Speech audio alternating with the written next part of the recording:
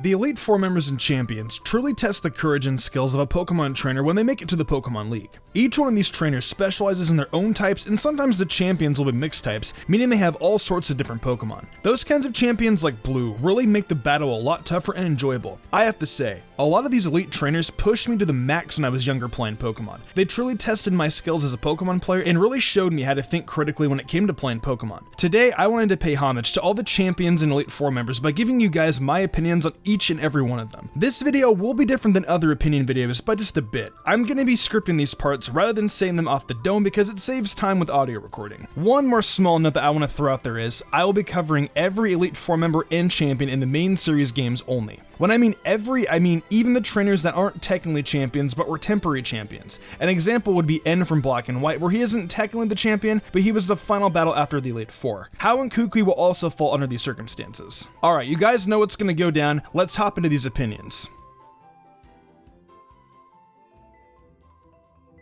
Alrighty, let's begin Kanto.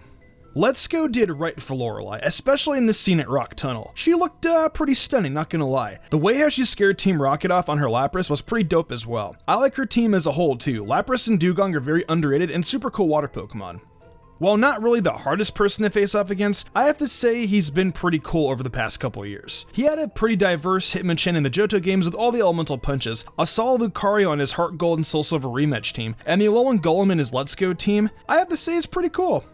I love the history and lore behind Agatha. She has so much history behind her, and she is one of the few characters in this series that knows what Professor Oak was like in the olden days of Pokemon. One thing I can complain about her though, is she is referred to as a Ghost-type trainer. The only Ghost-type Pokemon she has is a Gengar, and while that is a Ghost-type Pokemon, I feel you need at least 3 Pokemon of Ghost-type to be considered that trainer class. I know that her rematch team obviously changes that, but still, on her regular team, you only have Gengar, not really a Ghost-type trainer to me.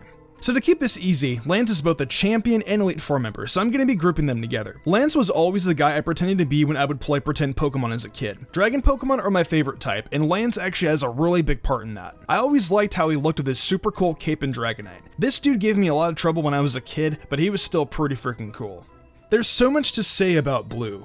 Being the OG rival and champion in Kanto, there's always this feeling of admiration as well as wanting to beat him down. His team is so varied, making him a unique character to face off against compared to most other champions and Elite Four members. His team in Pokemon Yellow is also really cool, as his Eevee will evolve differently depending on certain battles you win or lose, which is also really cool. While he might not have been the first champion I ever battled, I will say that he's a character I'm pretty nostalgic for. For some people, they thought Trace was kind of lame. I'm 50-50. I really didn't like him much as a rival, but I enjoyed his team as a champion. I also love the fact he had a Mega Pidgeot. That truly gave me a challenge, not gonna lie. Alright, moving on to my favorite bit of trainers. I love Johto.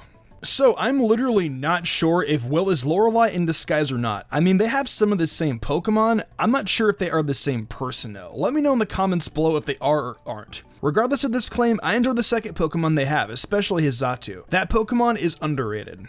Koga was definitely a nice surprise addition to the Johto Elite Four. The whole dynamic of him moving on up from his gym and leaving it to his daughter was super neat. His original team was pretty alright for the time it was released, but his Heart Gold and Soul Silver rematch team was a sight to behold. Skuntank, Toxicroak, and Swallow were just all really neat additions, and it made me want to go against him a second time. Karen is my absolute favorite Elite Four member of all time. She has an Umbreon, and I love her entire demeanor and attitude about the way she battles Pokemon trainers. Strong Pokemon, weak Pokemon. Real Pokemon trainers use their favorites. That is a freaking incredible quote. Basically something along those lines. She's the Dark Queen, and I love her because of those characteristics. Hoenn has a lot of diverse characters in Pokemon. This one's gonna be fun. Sydney never really stood out to me. He was just kind of a punk, which explains his choice in dark types. I guess his Oras rematch team was pretty neat, as we got some Gen 5 love with Scrafty, Mandibuzz, and Zoroark being added to his team, in addition to getting a Mega Absol. There's just something so spooky and awesome about ghost Pokemon, and Phoebe takes the cake for being an awesome ghost-type trainer. Her Chamber Room in Oras is super cool and spooky as well. Might I mention it's also super cool to see the Hawaiian type of dress she wears. I used to think she was from Alola, but I doubt that because her parents are on Mount Pyre. I definitely think Glacia is a pretty nice character design and personality wise, but that's about it. Her teams are just kind of boring in all the games. Most of her teams are just duplicates, and even the one team that's diverse and includes a Mega is just underwhelming. So Dragon is my favorite typing, but I will admit Drake isn't all that cool to me. I mean, I like him more than Drayden, but still. Salamence isn't one of my favorite Pokemon, and I wish to use a Mega Flygon if that existed. I like Drake in the anime when he fought Ash though. Anime Drake is better than game Drake.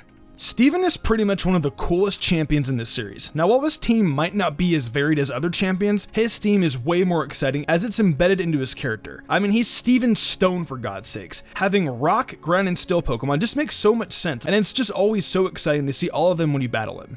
So, I have a love and hate relationship with Wallace. As a kid, I used to call him Wimpy Wallace because he would constantly spam 4 restores. I know other trainers in Elite 4 can as well, but it just seemed to me he spammed more than others. His team is alright too, I guess.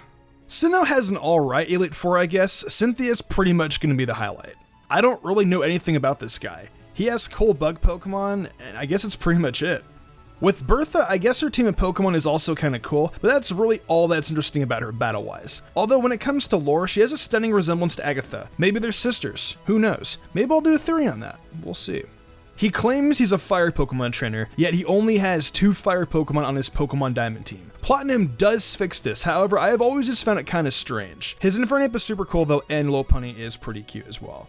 I don't personally have anything against Lucian, but I just find him very forgettable. Aside from his Bronzong, his selection of Pokemon just aren't all that interesting. I really almost forgot he existed, and that's pretty sad considering he's an Elite 4 member. This woman is a true champion. She helps you on your journey by providing items, gives useful tips, and she also provides great words of wisdom on your journey. She is super humble, and I love the diversity she has in her team. My favorite Pokemon on her team is Milotic, and I guess Garchomp is pretty cool as well. Super underrated Elite 4. I can't wait to talk about Unova. Let's hop into this Unova section of Elite 4 and Champions.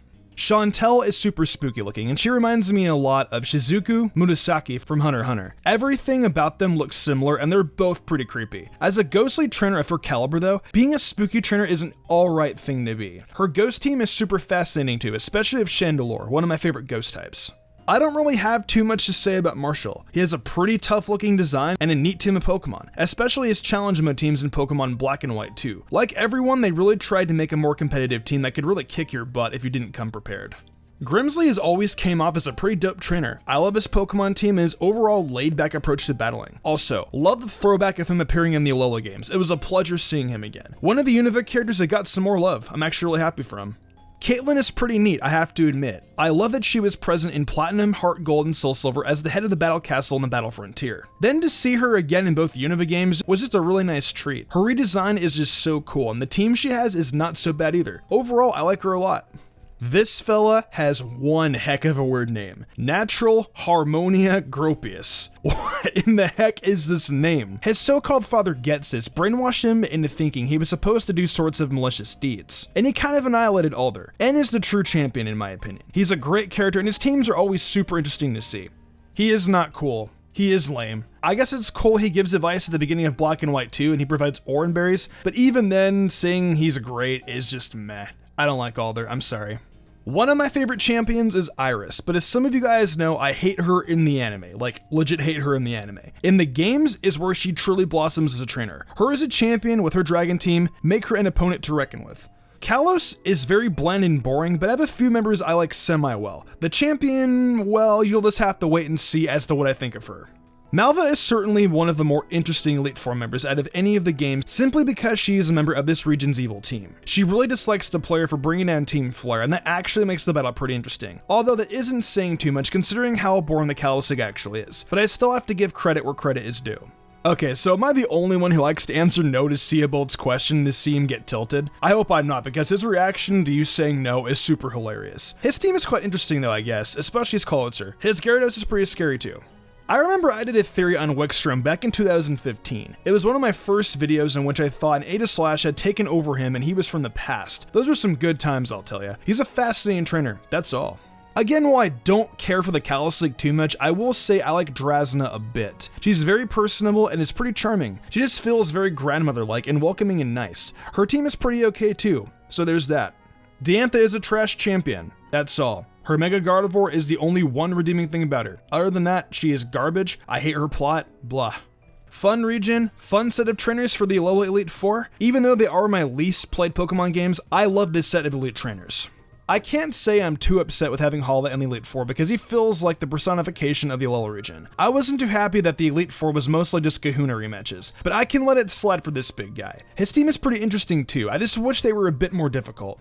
Molayne was one of the coolest changes that Ultra Sun and Moon brought us. He was pretty insignificant in the original game, so having him be an Elite Four member was a pretty awesome choice. His choice in Pokemon was kind of a pain in the butt too, having Pokemon like Klefki and Metagross. I like this battle quite a bit. So don't get me wrong, I have always liked Olivia, but ever since her and Brock had a little thing, I have liked her a lot more. But I love how she comes off as stern yet really compassionate in her battles against you as the player. Her team is also very unique for her personality. Love it.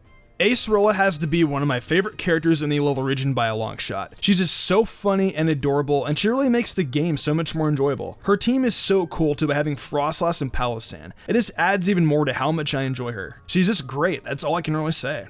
Let's see, she golfs, likes flying Pokemon, and she has a Skarmory, so I guess that's kinda cool. My body is ready, and so is Kukui's. He was a real surprise when I battled him in Pokemon Sun and Moon. He's kind of a father figure to the player since there really is no father figure present in the series. I like him a lot, he's pretty cool. Not really a huge fan of having your rival as a champion unless there is a super strong rivalry. Blue did it right, Hau did not.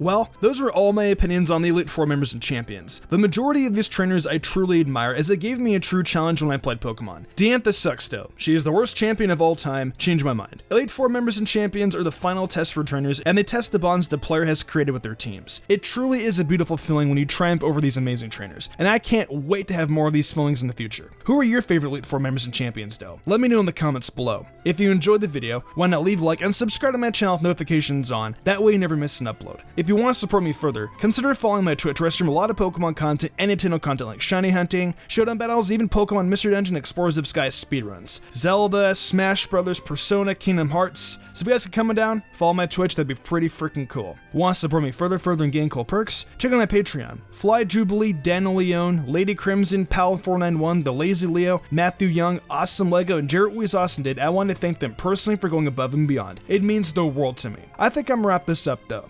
I'm Mystic Umbreon, and I will see you in the future for more awesome Pokemon content.